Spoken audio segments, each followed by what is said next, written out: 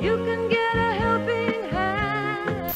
One of the things that's really crucial when you're preparing to embark on your job search is knowing how to answer this one question. How much are you expecting to make at your next role, at your next job, in your next role?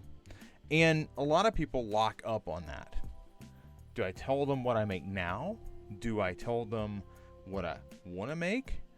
Do I tell them a little less so maybe I better position myself? You can make arguments for each of these, okay? And actually, I can't tell you what you should say at that point.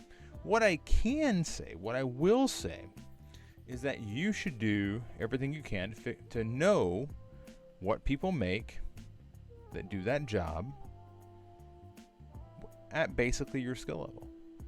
And there are a few different sites that you can use to do that. The first of these sites that I want to focus on is called PayScale. PayScale, it's a two-sided economy here. Basically, one side of it is how much should I as an employer pay you? And I can go kind of explain what I'm wanting to do and get an idea of the job of what I should pay. And the other side of it is what am I worth as somebody coming into the market and wondering, okay, I'm a UX designer with 5 years and I'm in, say, New York. Maybe I've never been in New York before, or maybe I'm working for a company in New York. I'm working remotely from, say, I don't know, Atlanta, and I want to know what that market typically produces. You can get the pay report right here.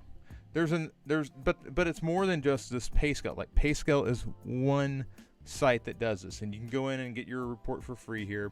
The trade-off here and why they make it so easy for you to get the report for free is the more data in, the better their product is. So they will ask you, okay, what do you make and where do you currently work at? And they'll ask you all that data. It's all anonymized, so you don't have to worry about somebody pulling your specific data up out of the platform because it never asks for your name or anything like that. But that helps them build out the database. Same thing for a site like Glassdoor, which has this Know Your Worth calculator. And this works in the same way as PayScale. The variance you may find between a PayScale.com and a Glassdoor.com is simply in the number of people that have filled out the survey that says, I do X job and I make X amount, from one site to the next. So these two sites, and I'll throw in LinkedIn salaries as well. These sites are all basically crowd-based, crowdsourced data that's coming in, and a site like LinkedIn, you can imagine they have a lot of people who are powering this database, and it gives you a really good sense of what somebody might make in, say, UX design. So I'll put in UX design here. If I could spell design. I'll put in UX designer right here. We'll say United States. We'll start with United States, and then I want to change this around just a bit. So in the United States, the median UX salary is $80,000, but that can shift greatly. You can see right up here, salaries, the range from 95 to 144 in Seattle, Washington, working at Microsoft. Then you go all the way down, $52,000 to $59,000 for a UX designer. And I don't necessarily know where that is, but I'm going to guess it's probably in Memphis. If I go to Memphis, Tennessee, let's see. And the Memphis, Tennessee salary range is 44 to 96 with a median of 65. So that lowest level was not, in fact, Memphis, Tennessee. Somewhere else has that $50,000 range. Now, if we go over here, we've seen Seattle. Let's go to Austin real fast. Austin, Texas, 83. So Austin, Texas is a little over the median, and Memphis is far under. You can, if you make your way down to, let's say, Miami, See, Miami's really low. And that's shocking because Miami's a somewhat expensive place to live. If we go to Boston, 85. So Boston more than Austin, Austin more than Miami, Miami more than Memphis. You get an idea of what the possibilities are. And you also get to see, like, okay, who would I be possibly working for in the greater Boston area? You know, and you can see, like, working at Infosys as a UX designer, 66.